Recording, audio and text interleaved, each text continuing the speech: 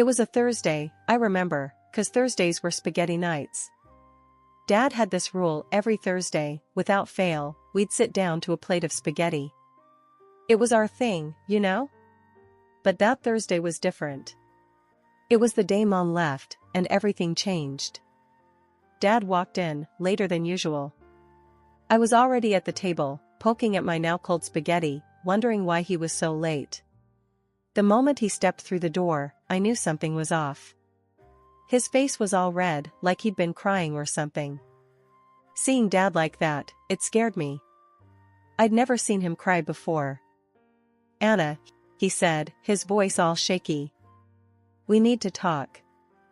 I remember feeling this knot in my stomach, like something real bad was about to happen. "What's wrong, Dad?" I asked, trying to sound brave, but my voice came out all squeaky. He didn't sit down. Instead, he paced back and forth, like he was trying to find the right words. Finally, he stopped and looked at me, his eyes all red and puffy. "It's your mom," he said. She's not coming back." I didn't get it. Not coming back? From where? It was spaghetti night. Where else would she be? "She left, Anna. She's gone. She left us for someone else." The words hit me like a truck. I felt this chill run down my spine. "Gone, Mom?"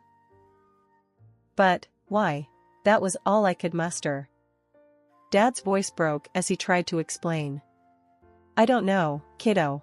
I don't understand it myself. But she made her choice, and we gotta deal with it." I was mad, you know? Mad and sad and a bunch of other things I couldn't quite name. Did she even say goodbye? Does she not love us anymore?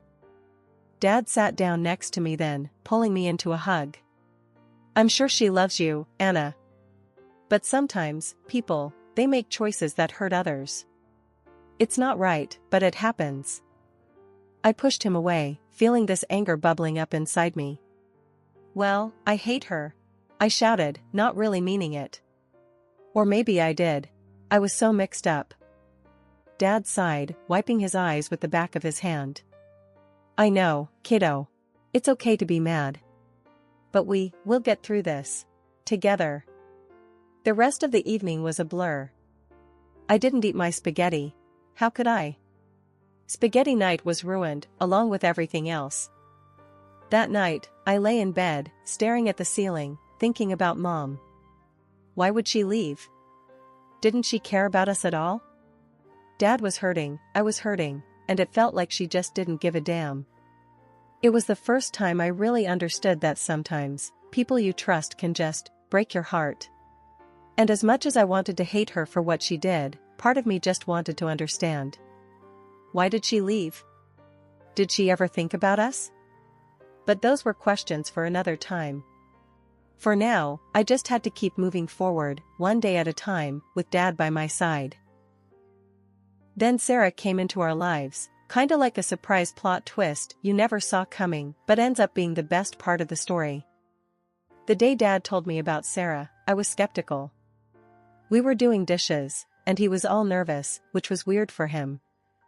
"Anna, I've been seeing someone," he blurted out, almost dropping a plate. I froze, soap suds dripping from my hand. "What? Who?"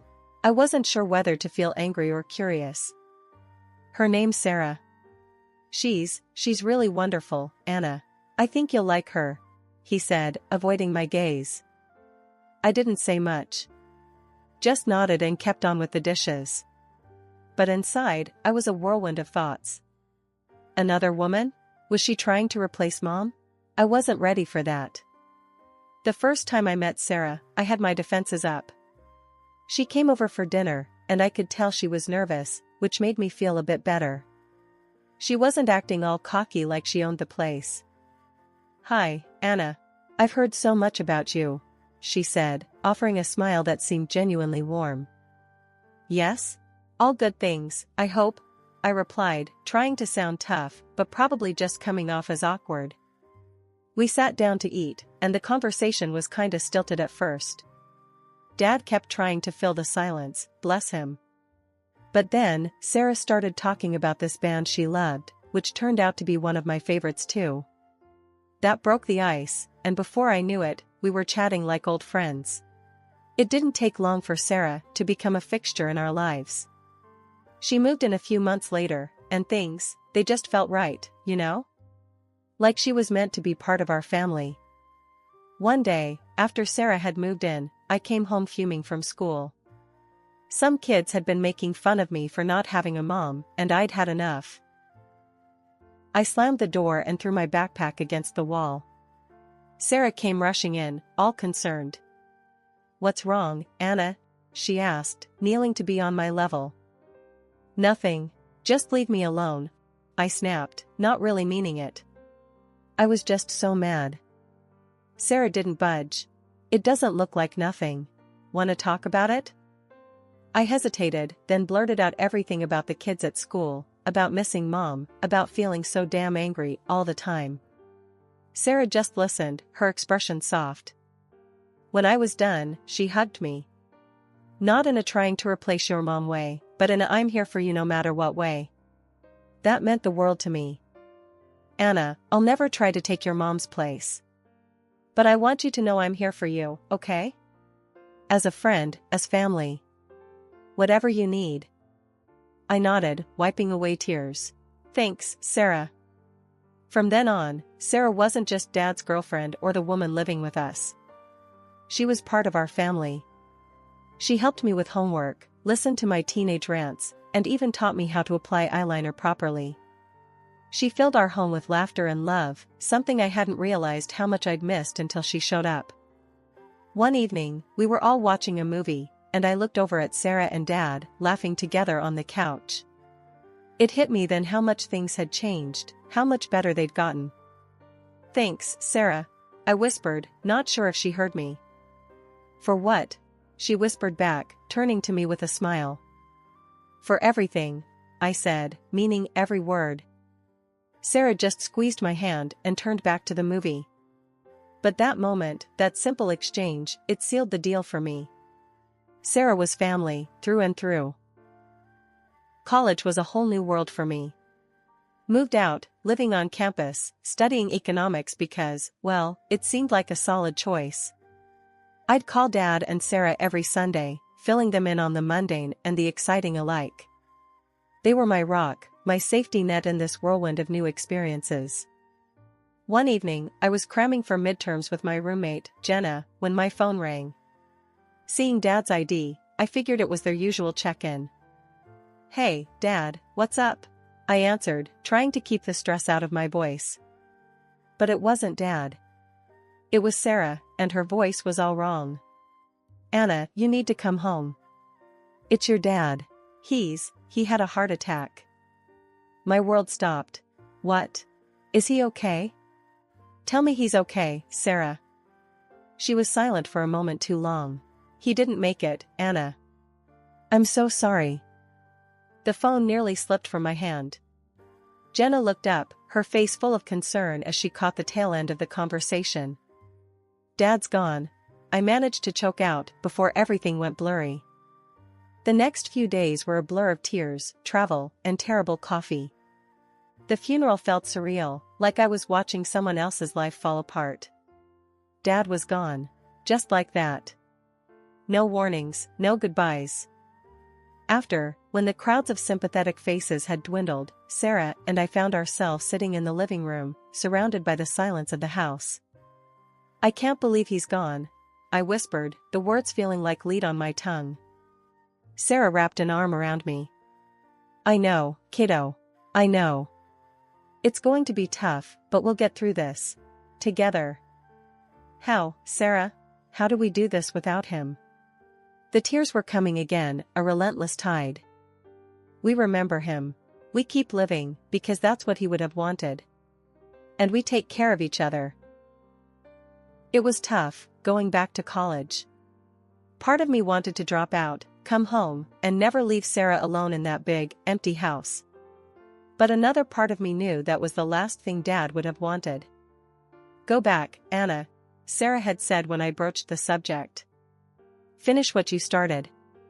Make your dad proud." "But what about you?" I asked, feeling torn. I'll be fine.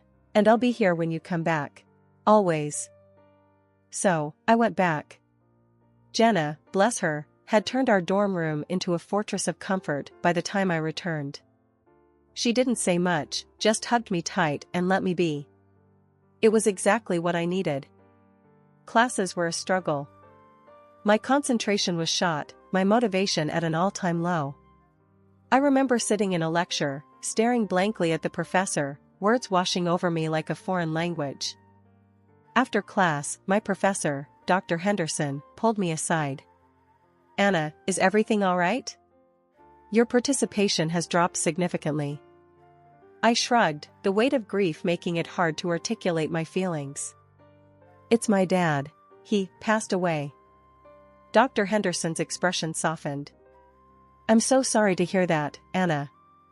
If you need anything, any extensions, or just someone to talk to, my door is always open." "Thanks," I mumbled, grateful, but too numb to really feel it. That's how it went for a while. Going through the motions, barely keeping my head above water. But slowly, with a lot of support from Sarah, Jenna, and even Dr. Henderson, things started to get a bit easier. Not better, exactly, but less impossible. By the end of the semester, I'd managed to pull my grades up, securing a decent GPA. It felt like a hollow victory, though, without Dad there to celebrate with me. But I knew he was proud, somewhere, somehow. And that thought, that feeling, gave me the strength to keep going, to face whatever came next. With Sarah by my side and Dad's memory in my heart, I started to believe maybe, just maybe, I could make it through. The time flew by, and there I was, 27, living in my own space, neck deep in a career that was actually going somewhere. Bosses liked me, work was steady, and for once, it felt like I had a handle on things. It was one of those rare Saturdays where I had nothing planned but to chill, maybe binge-watch something mindless. That was until the doorbell rang, slicing through my lazy morning like a sharp knife. I wasn't expecting anyone. Figured maybe it was a package I forgot ordering or a neighbor about to start some small talk I wasn't in the mood for. When I swung the door open, though, the last person I expected was standing there. My mom. Except, she looked different. Years and hard living had taken their toll, leaving her looking worn and, frankly, a bit rough around the edges. "What are you doing here?" I blurted out, not hiding my shock well. Her eyes welled up, and she looked like she was about to crumble right there. "I wanted to see you, Anna. It's been too long." Too long was an understatement. Years of silence, and suddenly she pops up? Mixed feelings were an understatement. Why now, after all this time?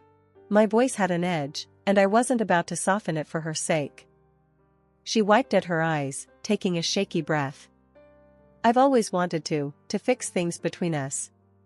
Your dad and Sarah, they wouldn't let me get close." That made me frown. "Come on, you expect me to buy that? Why didn't you reach out when I turned 18? I wasn't under their thumb then." Her excuse was ready, rehearsed maybe. "I was sick, Anna. Really sick. It took me a long time to get better. And when I finally did, I knew I had to try to connect with you, no matter how late it was." The conversation was like wading through mud, awkward and messy. Part of me wanted to slam the door in her face, but another part, a part one wasn't ready to admit existed, wanted to hear her out. Maybe it was curiosity, maybe something else. We talked, if you could call it that. More like danced around the years of silence, each of us tiptoeing around the minefield that was our relationship. Then, without warning, she said she had to go. Just like that, she turned and left, leaving me with a storm of thoughts and not a single answer that made sense. The door clicked shut behind her, and I was left standing there, feeling a weird mix of anger, sadness, and a dozen other things I couldn't put a name to. She had her chance to explain, and all I got were excuses. Still, her visit cracked something open, something I thought I had buried a long time ago. After Mom's unexpected drop-in, my head was a mess, buzzing with a million thoughts and not one clear answer. I needed some grounding, some clarity. There was only one person who could offer that, Sarah. So, I found myself driving over to her place, the one she'd moved into after Dad passed. It was a cozy little house, filled with warmth and memories, a stark contrast to the confusion I was feeling. I knocked on the door, and Sarah answered with her usual welcoming smile. But it faltered a bit when she saw my face. "Anna, what's wrong?" she asked, ushering me in. I didn't even know where to start. "Mom showed up at my place today," I blurted out as soon as we sat down in her living room, a cup of tea in front of each of us. Sarah's eyebrows shot up. "Your mom? After all these years?" "Yes, and she had a lot to say. Mostly excuses." I took a sip of my tea, finding it hard to look at her. "What did she say?" Sarah's voice was calm, but I could tell she was bracing herself. "She claimed that you and Dad kept her away from me. That she was sick and couldn't reach out until now." The words felt bitter, recounting Mom's version of events. Sarah shook her head, a look of disbelief crossing her face. "Anna, that's not true. You know that.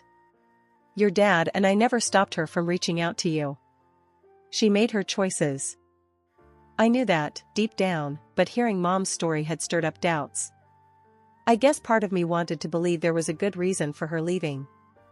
Sarah reached over, squeezing my hand. "It's natural to want to find some good in her reasons, but you can't let her rewrite the past. You know what happened." "Yeah, I do." I sighed, feeling a bit foolish. "She also said she was sick." "We never knew if she was," Sarah said gently. "But even if she was, it doesn't change the years of silence, Anna. It doesn't excuse everything." The clarity I was seeking started to seep through the fog of emotions. Sarah always had that effect, a way of making things make sense. She also mentioned wanting to start over, to have some sort of relationship. Sarah's expression turned cautious. "Anna, people don't change overnight. If you decide to let her back into your life, be careful. Protect yourself." Her words were a warning, a reminder of the pain that had taken so long to heal. I don't even know if I want her in my life. Today, just, through me. Whatever you decide, I'm here for you. Just, remember who she was and who she's been all these years. Sarah's advice was like a lighthouse, guiding me through stormy seas. "I will." "Thanks, Sarah." I meant it. Her perspective was invaluable, a tether to reality when I felt adrift. After Mom started dropping by more often, it was kinda nice at first, catching up, feeling out this whole mother-daughter vibe we'd never really had. But then, the vibe shifted. Suddenly, it wasn't just coffee and chit-chat. She started hinting at needing cash, first for this doctor's bill, then for that rehab thing she said was for her illness recovery. Each time, laying it on thick with the lovey-dovey stuff, something I wasn't used to from her. Despite Sarah's earlier warnings ringing in my ears, I found myself unable to say no. Maybe it was the guilt, or maybe I was just starved for that maternal affection I'd missed out on. But then she hit me with a real doozy. Out of the blue, she's like, "I found this perfect apartment right next to yours. Wouldn't it be great to be neighbors?" And I'm thinking, sure, sounds nice, until she drops the bombshell. She wants me to foot the bill. The whole year's rent, up front, adding up to a cool 24 grand. I choked on my coffee. "You what? That's a lot of money, Mom." She didn't miss a beat, playing the hurt card like a pro. "I thought you'd want to help your mother out," she said, all wounded-like. "I do, but it's a lot. I need to think about it." I managed to stammer out, feeling like I'd just been sucker-punched. Well, she didn't like that one bit, got all huffy, and stormed out. So there I am, feeling like the worst daughter in history for not immediately opening my wallet. I needed advice, someone with no skin in the game. Naturally, I called Sarah. "Hey." I started, no preamble. "Mom asked me to pay a year's rent for her. 24K, what do I do?" Sarah's response was instant, a mix of concern and anger. "Anna, you can't be serious. After everything, you're considering it?" I sighed, running a hand through my hair. I don't know, Sarah. She's my mom. She's also the woman who left you and your dad high and dry. You owe her nothing. Sarah shot back, her voice sharp as attack. Her words stung, but I knew she was right. Still, something in me couldn't shake the idea of finally having a real relationship with my mom, even if it meant buying it. Against my better judgment, I went ahead and agreed to Mom's request. But I wasn't completely naive. I made sure my name was on the lease, a little insurance policy just in case things went south. When I told Sarah what I'd done, there was a long silence on the other end of the line. Anna, I hope you know what you're doing, she finally said, her voice heavy with unspoken worries. Yes, me too, I replied, though in truth, I had no idea what I was doing. But there was no turning back now. I'd made my choice, and all I could do was hope it wouldn't come back to bite me. A week after the whole apartment thing with Mom, I figured, maybe we could try to smooth things over with a little celebration. I thought a surprise housewarming might show her I was trying to make an effort, bridge the gap between us. So, there I was, standing outside her door, ready to surprise her, when I caught a snippet of conversation that froze me in my tracks. There was my mom, loud and clear, boasting to a room full of her new buddies about how she'd played me for a fool. Can you believe it? Got my own daughter to pay for this place for a whole year. She's as stupid as they come, just like her old man was. She cackled. My heart sank. I felt this cold rush of disbelief and then hot anger bubbling up. But I pushed the door open and stepped inside before I could second-guess myself. The scene was exactly as I'd imagined, a bunch of drunken strangers cluttering up the living room, with my mom holding court among them. The laughter died down as every eye turned to me, the sucker of the hour. For a moment, Mom looked caught off guard, a flicker of guilt maybe, but it was gone as quick as it came. Then, doubling down, she sneered. Look who decided to show up. Come to see what your generosity bought? Her friend snickered, eyeing me like I was some kind of joke. The anger inside me was boiling over, but I kept my cool. Smiling, I said, actually, I came to tell you something interesting. About the rent for this place. Mom smirked, playing to her audience. Oh yeah? What's that? I pulled out the rental agreement I'd kept, waving it like a flag of victory. See, I only paid for a month. Not a year. You could have heard a pin drop. Mom's face went white, her smirk vanishing as she realized the game was up. Her friends, sensing the shift, started to back away, their laughter turning to murmurs of confusion. I didn't wait for her to recover, to spit out some excuse or plea. I just turned on my heel and walked out, leaving her to her mess, both literal and metaphorical. As I walked away, her outraged screams followed me, but they didn't touch me. Not anymore. I felt lighter somehow, like I'd finally shaken off a weight I'd been carrying without even realizing it. After the whole mess with the apartment and catching Mom in her true colors, I went straight to Sarah's. Needed someone who could make sense of this circus. Before I could even get a word in, Mom shows up out of nowhere, all fire and brimstone, threatening to sue me for every penny I had. Wanted me to support her for life, as if the years of neglect could just be erased with a paycheck. Sarah, she just laughed. Not a happy laugh, but one of those I can't believe this laughs. You're gonna sue? Really? She wasn't even mad, just amazed at the audacity. Mom was on a tear, shouting about rights and money until Sarah, cool as ever, pulled out this stack of papers from a drawer. You mean these rights? She says, waving the documents that spelled out how Mom had ditched her parental duties ages ago. Mom's face when she saw those papers? It was like someone had flipped a switch. From fiery to deflated in a second flat. Fast forward 2 weeks, and word gets around that Mom's been kicked out of the apartment. Apparently, she tried to pull a fast one, refusing to leave, and they had to call the cops to drag her out. She showed up at my place next, pounding on the door, making all sorts of threats and pleas through the wood. But I was done. Completely over it. I yelled back, clear enough so she'd hear. Knock it off, or I'm calling the cops. Guess that got through to her because she took off. Haven't seen hide nor hair of her since. Sitting there, after she'd scampered away, it hit me. I was finally free. Not just from her threats and manipulations, but from the weight of her expectations, her disappointments. For the first time in a long while, I felt like I could breathe easy,